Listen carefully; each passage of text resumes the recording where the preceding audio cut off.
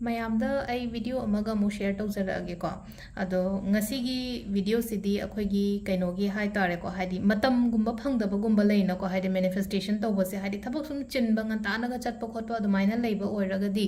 ꯍꯥꯏꯇꯥꯔꯦꯀꯣ ꯅꯨꯡꯇꯤꯒꯤ ꯁꯨꯝ ꯍꯥꯏꯇꯥꯔꯦꯀꯣ ꯆꯠꯂꯝꯗꯥꯏꯗ ꯇꯧꯕ ꯌꯥꯕ ꯃꯦꯅꯤꯐꯦꯁꯇꯦꯁꯟꯅꯦꯕ ꯁꯤꯁꯤꯅꯀꯣ ꯍꯥꯏꯗꯤ ꯑꯩꯈꯣꯏꯅ ꯑꯌꯨꯛꯇ ꯁꯪꯒꯣꯝ ꯊꯛꯄ ꯃꯇꯝꯁꯤꯗꯀꯣ ꯍꯥꯏꯗꯤ ꯑꯩꯈꯣꯏꯅ ꯀꯣꯐꯤ ꯍꯥꯏꯇꯥꯔꯦꯀꯣ ꯀꯣꯐꯤ ꯃꯦꯅꯤꯐꯦꯁꯇꯦꯁꯟꯁꯦꯀꯣ ꯀꯣꯐꯤꯁꯦ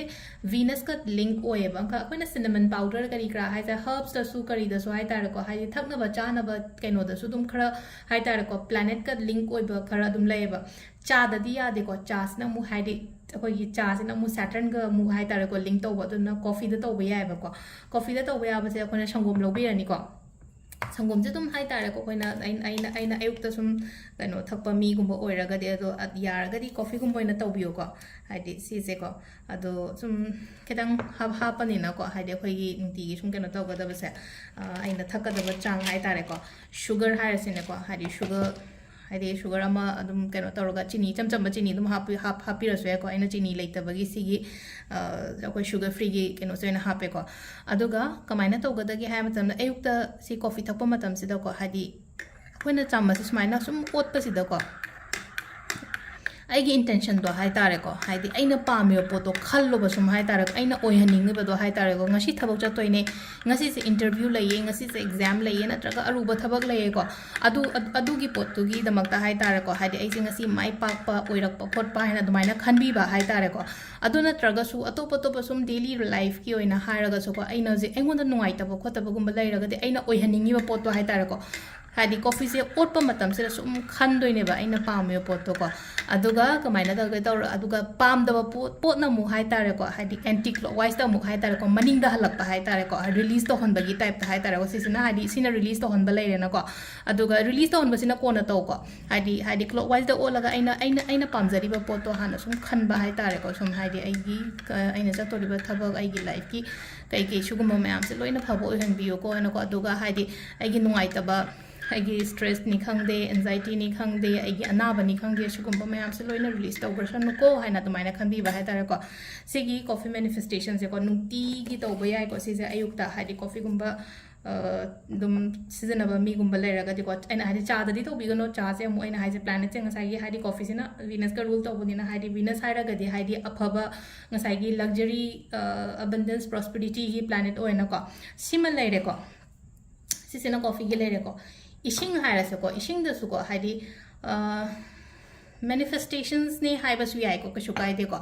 ꯏꯁꯤꯡꯁꯤꯗꯁꯨ ꯍꯥꯏꯇꯥꯔꯦꯀꯣ ꯑꯩꯅ ꯆꯠꯂꯝꯗꯥꯏꯗ ꯍꯥꯏꯇꯥꯔꯦ ꯆꯠꯂꯝꯗꯥꯏꯁꯤꯗ ꯀꯃꯥꯏꯅꯅꯣ ꯍꯥꯏ ꯀꯥꯟꯁꯤꯗ ꯑꯩꯁꯦ ꯂꯣꯏ ꯂꯣꯏꯁꯜꯂꯦ ꯑꯩꯁꯦ ꯑꯣꯐꯤꯁ ꯆꯠꯇꯣꯔꯦꯕ ꯅꯠꯇ꯭ꯔꯒ ꯑꯩꯁꯦ ꯁ꯭ꯀꯨꯜ ꯆꯠꯇꯣꯔꯦ ꯅꯠꯇ꯭ꯔꯒ ꯑꯩꯒꯤ ꯊꯕꯛ ꯑꯩ ꯗꯨꯀꯥꯟ ꯆꯠꯇꯣꯔꯦ ꯈꯣꯠꯇꯣꯔꯦꯅ ꯈꯜꯂꯁꯦꯕ ꯑꯗꯨꯗ ꯍꯥꯏꯇꯥꯔꯦꯀꯣ ꯑꯩꯈꯣꯏꯅ ꯍꯥꯏꯗꯤ ꯆꯠꯂꯝꯗꯥꯏꯁꯤꯗ ꯑꯩꯈꯣꯏꯒꯤ ꯂꯣꯏꯅꯃꯛ ꯆꯥꯔꯖ ꯇꯧꯔꯦꯀꯣ ꯍꯥꯏꯗꯤ ꯃꯣꯕꯥꯏꯜ ꯆꯥꯔꯖ ꯇꯧꯋꯦ ꯘꯔꯤ ꯍꯧꯖꯤꯛꯀꯥꯟꯗꯤ ꯆꯥꯔꯖꯦꯕꯜ ꯘꯔꯤ ꯑꯣꯏꯅ ꯑꯣꯏꯔꯕꯅꯤꯅ ꯘꯔꯤ ꯆꯥꯔꯖ ꯇꯧꯕ ꯀꯥꯎꯔꯣꯏ ꯃꯣꯕꯥꯏꯜ ꯆꯥꯔꯖ ꯇꯧꯕ ꯀꯥꯎꯔꯣꯏ ꯑꯦꯌꯔꯄꯣꯔꯠ ꯆꯥꯔꯖ ꯇꯧꯕ ꯀꯥꯎꯔꯣꯏ ꯑꯝꯇ ꯀꯥꯎꯔꯣꯏꯕ ꯑꯗꯨꯕꯨ ꯏꯁꯥ ꯆꯥꯔꯖ ꯇꯧꯕꯗꯤ ꯀꯥꯎꯔꯦꯕ ꯑꯃꯈꯛ ꯏꯁꯥ ꯆꯥꯔꯖ ꯇꯧꯕ ꯉꯁꯥꯏꯒꯤ ꯆꯥꯕ ꯊꯛꯄꯗꯣ ꯈꯇꯪꯅ ꯑꯗꯨꯗꯨꯅ ꯍꯥꯏꯗꯤ ꯐꯤꯖꯤꯀꯦꯜ ꯀꯩꯅꯣ ꯍꯥꯏꯗꯤ ꯆꯣꯛꯊꯗꯅꯕ ꯑꯣꯏꯔꯦꯅꯀꯣ ꯑꯦꯅꯔꯖꯤ ꯆꯥꯔꯖ ꯇꯧꯕ ꯑꯃ ꯍꯥꯏꯔꯁꯦꯕ ꯁꯤꯗꯀꯣ ꯑꯦꯅꯔꯖꯤ ꯆꯥꯔꯖ ꯇꯧꯕ ꯃꯇꯝꯁꯤꯗ ꯑꯩ ꯂꯣꯏꯁꯜꯂꯒ ꯉꯥꯛꯇꯪ ꯐꯝꯃꯦꯅ ꯈꯜꯂꯁꯦꯕ ꯑꯩ ꯊꯕꯛ ꯆꯠꯂꯝꯗꯥꯏꯁꯦ ꯑꯦꯅꯤ ꯊꯕꯛ ꯆꯠꯂꯝꯗꯥꯏ ꯑꯩ ꯌꯨꯝꯗꯒꯤ ꯊꯣꯛꯄ ꯃꯇꯝꯁꯤꯗꯀꯣ ꯑꯗꯣ ꯉꯥꯏꯁꯤ ꯁꯨꯃꯥꯏꯅ ꯏꯁꯤꯡꯁꯦ ꯄꯥꯏꯔꯒ ꯍꯥꯏꯇꯥꯔꯦꯀꯣ ꯍꯥꯏꯗꯤ ꯁꯤꯗ ꯍꯥꯏꯇꯥꯔꯦ ꯑꯩꯁꯦ ꯍꯥꯏꯇꯥꯔꯦꯀꯣ ꯍꯥꯏꯗꯤ ꯂꯩꯅꯀꯣ ꯑꯩꯁꯦ ꯌꯥꯝꯅ ꯁꯛꯁꯦꯁꯐꯨꯜ ꯑꯣꯏꯕ ꯄꯔꯁꯟꯅꯦ ꯑꯩꯒꯤ क्वालिटी अफब हाइतारेको हाइदि मीना हाइबिगदब नतेको अइसे कराइ फाउबा कयाम फगे हाइबदो हाइतारेको अइसाना खनबदो अइसे फै हाइबदो हाइता अइ मीगिदमक्ता मतेंग पांगे अदगी अइ सी म्यामसे अइंगोंदा डिजर्व तौवे खोले आई एम सक्सेसफुल लाइन हाइरगसु कशु काइदेको आई एम सक्सेसफुल लाइन हाइरगसु अदुमाइ तौरगसु को अदु सिगी इसिंगसे थअगा हाइतारेको अदुमाइना चटपीबा हाइतार सिसिना हाइतार अखोइन एनर्जी चार्ज तौबगुंबा याइको सिमा लेरेको अदुगा अमना मु कमाइना तौगदबनो हाइ कांसिदको हाइदि एनर्जी सर्कल सेमगा हाइतारेको एनर्जी हाइदि सुमाइना तौबो खोपा केम हैत्रेना खल्लसेबा अतारगदि कमाइना हाइते सर्कल अमा सुमाइना कोनबिरसेको सी सर्कल अमा कोलेको अदुगा पैसागी हाइरसेबको हाइदि एग्जांपल ओइनाको आई एम मनी मैग्नेट को ऐसे मनी मैग्नेट पैसा मनी मैग्नेट है मैग्नेट है चिंजनबनीना ऐसे पैसा मनी की मैग्नेट ने को अदुगा सिदा इगदबसिना हाइदे को हीलिंग कोड हाइ तारे को healing code angel numbers whatever को हाइदे सिदा कोइना सो 1176 विश फुलफिलमेंट नंबर ने को सिदा इन आई मनी मैग्नेट हाइजरेबा सिदा को अदु अइना इनिंगेबा पोत तो इबे यायबा सिन अइना पैसा के ओइना सुमाइना इरे को अदुगा हाइ तारे को हाइदे आई एम हेल्दी यानी इरसे अनाबा मिगी ओइरगना कमाइ तौरगा I am healthy I need either way aduga the relationship ka haras ne ko I am having a very beautiful relationship ka na ko dumai ta ro ko aduga sigi ising se ko at least akoi gi kai no gumba hai ta re ko 30 minutes gumba thammo ko hadi nga sai energy circle same ba sigi mathak se da ko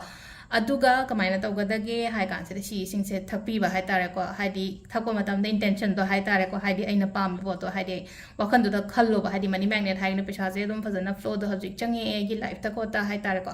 almai taroga si se hai tare ko matam phang da ba mi gi manifestation to bo gi kai no ni ko hai tare ko si se na hadi life life ba hai tare hadi yamna sangba process su oidre no ko hadi sam na coffee ma thakko matam da dumai na tor su yare coffee je nga sai gi hadi ma pan da thai bu khala se ba do nga sai chini ga chamas ko तो आना पिरो है बदुको तो उदाई तरो ओला गुम्बा थप्पी बा हाइतर canteen गुम्बा कई गुम्बा दगी सिन बको प तो माइ लेरगदि को इसिंग सिमा दिदुम तो बिबे यारे को हादि केमते इसिंग ग्लास अमा करी अमा जाई तरो को अदो सिदा लेरे कोगी ngasiगी कॉफी एंड वाटर मैनिफेस्टेशंस हाइ तारे को अदो मखा ताब अमु वीडियोस को नेंग मिना से थैंक यू